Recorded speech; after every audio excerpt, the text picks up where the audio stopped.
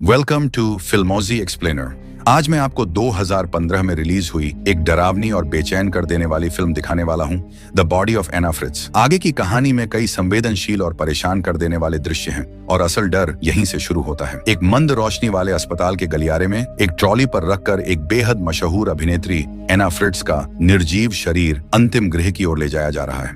बताया गया है कि एक प्राइवेट पार्टी के बीच बाथरूम में अचानक उसकी मौत हो गई थी और अगली सुबह उसका पोस्टमार्टम होना था। अंदर पहुंचकर वहां काम करने वाला कर्मचारी धीरे से उसका चेहरा ढकने वाली चादर हटाता है और चुपके से अपनी मोबाइल से उसकी तस्वीर भी खींच लेता है। कुछ देर बाद उसके दो दोस्त इवान और हावी उसी अस्पताल में दाखिल होते हैं और लॉबी में खड़े पांव को बुलाते हैं। इवान मजाक में पूछता है कि क्या उसके पास उस मशहूर बॉडी की और तस्वीरें हैं। फिर तीनों पार्टी की बात छेड़ते हैं, लेकिन पांव बताता है कि उसकी ड्यूटी अभी 1 घंटे बाकी है। इसके बावजूद वो उन्हें अस्पताल के पिछले हिस्से में ले जाता है, जहां कचरे के डिब्बे रखे हैं और चेतावनी देता है कि पीले डिब्बे को छूना मत, वो मेडिकल वेस्ट के लिए होता है। हावी नाक पर हाथ रखकर चिढ़ता है कि इतनी बदबू भरी जगह लाने की क्या जरूरत थी, मगर आखिरकार तीनों वहीं ड्रिंक निकाल लेते हैं। कुछ घूंट नीचे जाने के बाद इवान एना फ्रिट्ज का जिक्र करता है और पूछता है कि उसका शरीर कहाँ रखा है। पांव बताता है कि उसकी बॉडी अभी नीचे हॉस्पिटल के मोर्चरी में रखी है। इवान की जिद पर पांव उन्हें बेसमेंट तक ले जाता है। डरपोक हावी को लगता है कि अगर पकड़े गए तो कोई बहाना नहीं चलेगा, मगर दोनों दोस्त उसकी नहीं सुनते। मोर्चरी का ठंडा कमरा खुलते ही वातावरण की खामोशी हर किसी पर भारी पड़ती है। पांव पहले एक बूढ़ी महिला की देह से चादर खींचकर दोनों दोस्तों को डरा देता है। फिर आखिरकार वो एना का चेहरा दिखाता है। इवान ताबूत की शीट नीचे खींचता है और धीरे से उसके शरीर को छूता है। हावी झिझकते हुए हाथ आगे बढ़ाता है। ठंडी है, बस इतना ही कह पाता है। कुछ देर बाद इवान को वहीं एक और लाइन कोकीन करने का मन होता है और पांव व हावी दोनों उसके साथ बैठ जाते हैं। लाइन सूंघते सूंघते इवान अपनी गंदी सोचें उगलने लगता है कि अगर कोई दुनिया की सबसे खूबसूरत एक्ट्रेस मर भी जाए तब भी लोग उसके साथ सोना चाहेंगे। पहले पहले दोनों उसकी बात पर हंसते हैं, लेकिन धीरे धीरे उसकी बातें हावी को बेचैन करने लगती हैं। इवान पूरी बॉडी की चादर खींच देता है और माहौल एक अजीब खौफनाक खामोशी में डूब जाता है। वो धीरे धीरे यह कहकर पांव को उकसाता है कि उसने पहले भी किसी नाबालिग मृत लड़की के साथ गंदी हरकत की थी। हावी घबरा जाता है और बार बार कहता है कि ये सब गलत है, हमें निकलना चाहिए, मगर पांव और इवान नशे और हवस में डूबे हुए उसके कहने को अनसुना कर देते हैं। इवान अपनी घृणित हरकतें शुरू करने के लिए आगे बढ़ता है। हावी डर से दूसरे कमरे में धक्का दिया जाता है। उसके बाद पांव भी वहीं करने पहुंचता है और ठीक उसी क्षण एना फ्रिट्ज की बंद पड़ी पलकों में हलचल होती है। उसकी आंखें धीमे धीमे खुलती हैं। पांव के चेहरे का रंग उड़ जाता है। घबराहट में वो चिल्लाता है और बाकी दोनों कमरे में दौड़ते हुए आते हैं। तख्त पर पड़ी एना हिल भी नहीं पा रही, बस हल्की हल्की सांसें ले रही है। हावी सबसे पहले होश में आता है। पानी उठाकर उसके मुंह से लगाता है और कांपते हुए पूछता है, तुम सुन सकती हो? ठंड लग रही है, हम तुम्हारी मदद करेंगे, बस रुको। इवान और पांव एक दूसरे को देखकर कांप जाते हैं। उसने सब देख लिया, उसने हमें देख लिया। इवान ये बात दोहराता ही जा रहा है, मानो दिमाग सुन्न हो गया हो। हावी एक गाउन लाकर एना पर डालता है, लेकिन तभी गलियारे में किसी कदमों की आहट सुनाई देती है। तीनों की सांसें रुक जाती हैं। अगर कोई मोर्चरी में उन्हें इस हालत में देख लेता तो सब खत्म।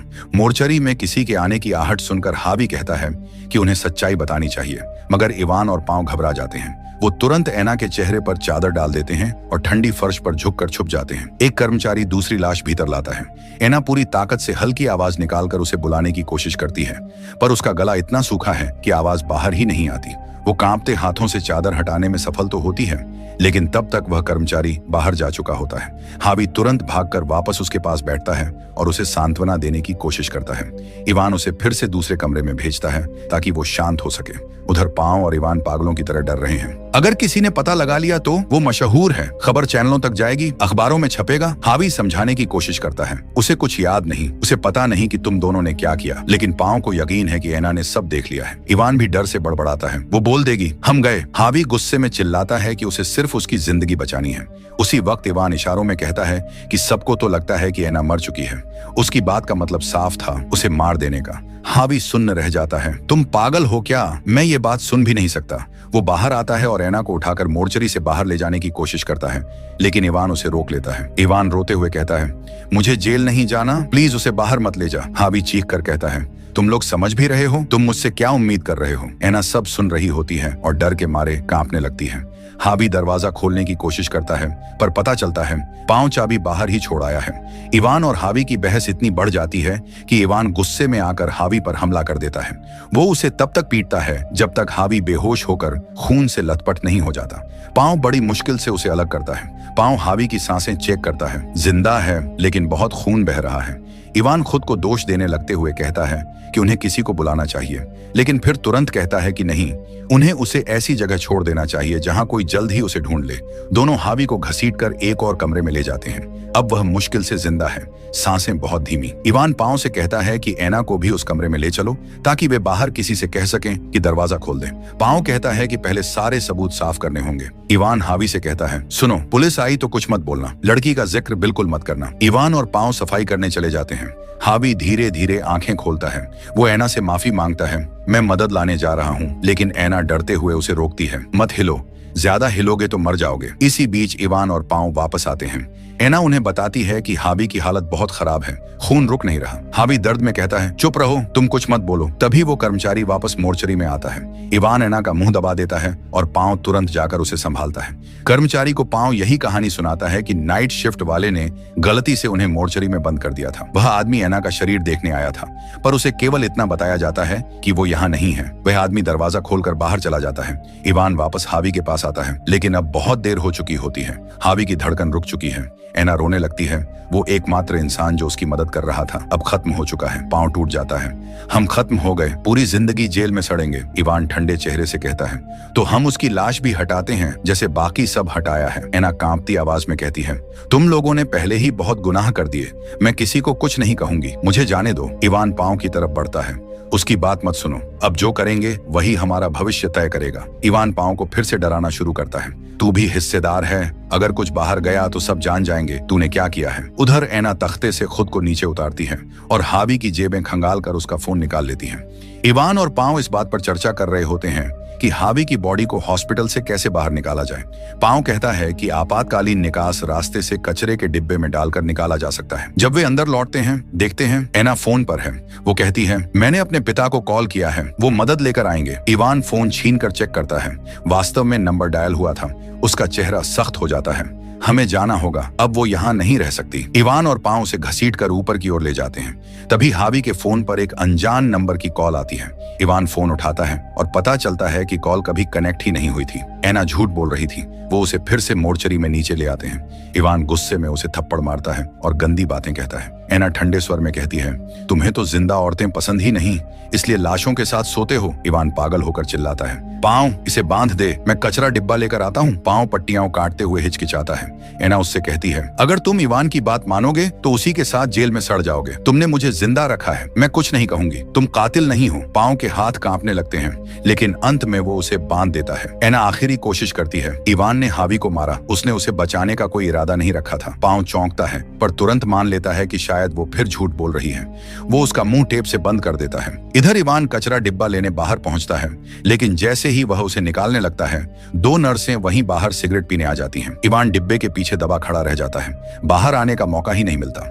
उधर मोर्चरी में पांव दूसरे कमरे की गड़बड़ियां साफ कर रहा होता है। एना, जिसकी कलाई बंधी हुई है, टेप हटाने की कोशिश करती है। वो हाथों की रस्सी नहीं खोल पाती, लेकिन पैर की पट्टियां निकाल लेती है। वो बिस्तर से फर्श पर गिर जाती है और तकलीफ के बावजूद घसीटते हुए बाहर निकलने लगती है। वो दरवाजे से बाहर निकलकर गलियारे की अंधेरियों में छुप जाती है। ठीक उसी पल इवान लौट आता है। इवान अंदर आता है और हड़बड़ाकर चिल्लाता है, वो भाग गई। दोनों अलग अलग दिशाओं में खोजने निकलते हैं। एना रेंगते रेंगते लंबे मुड़े तुड़े हॉस्पिटल के कॉरिडोर में आगे बढ़ती है। कुछ देर बाद उसे थोड़ी ताकत मिलती है और वह खड़ी होने की कोशिश करती है, लेकिन 2 कदम में फिर गिर जाती है। वो किसी तरह लिफ्ट तक पहुंचती है। जैसे ही लिफ्ट का दरवाजा बंद होने लगता है, इवान अचानक आकर दरवाजा पकड़ लेता है और एना को पहचान कर उसका हाथ पकड़े घसीटता हुआ वापस मोर्चरी तक ले आता है। पांव लौटता है और गुस्से में पूछता है कि उसने हावी को कहीं और जाकर तो नहीं मारा। इवान तुरंत झूठ बोलता है, ये तुझे हमारे खिलाफ करना चाहती है, झूठ बोल रही है। दोनों अंदर आते हैं। इवान अब पूरी तरह जान लेने के लिए तैयार खड़ा है। वह पांव से कहता है, चादर डालकर इसे दम घोंट देते हैं। पांव पीछे हटता है। यह गलत है। इवान भी हिचकता है, लेकिन अपराध का डर उसे पागल कर चुका होता है। आखिरकार दोनों तय करते हैं, जो होना है साथ में करेंगे। वो दोनों मिलकर चादर एना के चेहरे पर कस देते हैं। एना तड़पती है और दर्द में खुद को भिगो देती है। धीरे धीरे उसका शरीर ढीला पड़ जाता है। यह देखकर पांव और इवान उसे उठाकर वापस तख्ते पर रख देते हैं। फिर वे हावी की लाश को कचरे के डिब्बे में भरकर तैयार करते हैं। इवान बाहर जाता है और हावी के शव को सड़क के किनारे फेंक देता है, मानो किसी बेनाम हादसे का शिकार हो। डिब्बा वापस अपनी जगह रखकर वह लौटता है। तभी पांव मोर्चरी में एना के शरीर को साफ कर रहा होता है। उसके चेहरे से, शरीर से अपराध के सारे निशान मिटा देता है। वह एक नई चादर से उसे ढककर दूसरी लाशों की कतार में रख देता है। पांव अपनी चीजें समेट रहा होता है कि पीछे से हल्की खांसी की आवाज सुनाई देती है। वह ठिठक जाता है, धीरे धीरे जाकर चादर हटाता है। एना जिंदा थी। वह धीरे से उसे देखती है। पांव फुसफुसाकर कहता है, ऐसे ही पड़े रहना, जैसे मर चुकी हो। इवान लौट आता है तो पांव तुरंत एना को ढक देता है। वह इवान से कहता है, सब हो गया, अब चलो। इवान उसकी बॉडी के पास पहुंचकर आखिरी बार चेक करता है। अच्छे से साफ किया ना? पांव सिर हिला देता है। दोनों बाहर की तरफ बढ़ते हैं, लेकिन तभी इवान चौंकता है। मेरा कार्ड कहाँ है? वह कार्ड ढूंढने दोबारा मोर्चरी की ओर जाता है। पांव उसे रोकने की कोशिश करता है। छोड़ो इवान, चलो यहाँ से। मगर देर हो चुकी होती है। जैसे ही दोनों अंदर आते हैं, एना सामने खड़ी होती है। इवान पागल होकर पांव पर टूट पड़ता है, उसे मारने लगता है, गला दबाने की कोशिश करता है। अचानक वह रुकता है, पांव को लात मारकर फेंक देता है और जाने की कोशिश करता है। पर तभी एना पीछे से आकर उस पर चाकू घोंप देती है। एक बार नहीं, बार बार, जब तक उसका शरीर निढाल होकर फर्श पर न गिर जाए। इवान मर चुका है। कुछ कदम दूर पांव कांपता हुआ उठता है। हम जा रहे थे, तुमने ये क्यों किया? एना ठंडी नजरों से उसे देखती है और बिना हिचकिचाए उसे भी चाकू से वार करना शुरू कर देती है। बार बार रुकने का नाम नहीं लेती। धीरे धीरे मोर्चरी में मौत की गंध भर जाती है और इस तरह वह रात, जिसने एक बेबस लड़की को शिकार बनाने की ठानी थी, उसी लड़की के हाथों खत्म हो जाती है।